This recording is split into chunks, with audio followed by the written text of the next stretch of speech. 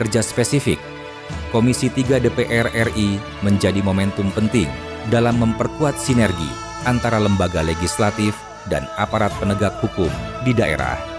Dalam agenda ini, berbagai isu strategis dibahas secara komprehensif, mulai dari penegakan hukum, keamanan, hingga pelayanan publik kepada masyarakat.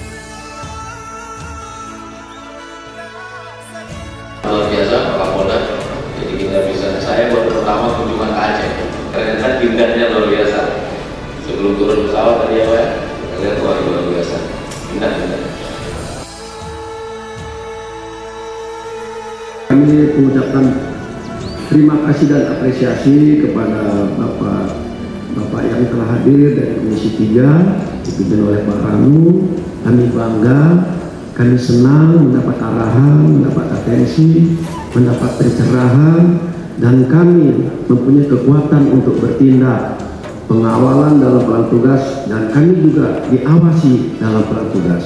Kalau hal ini kami terus lakukan, maka Polri ini akan terus dicintai oleh masyarakat. Kehadiran Komisi 3 DPR RI diharapkan mampu memberikan dukungan, evaluasi, serta solusi konstruktif demi meningkatkan kinerja dan profesionalisme institusi.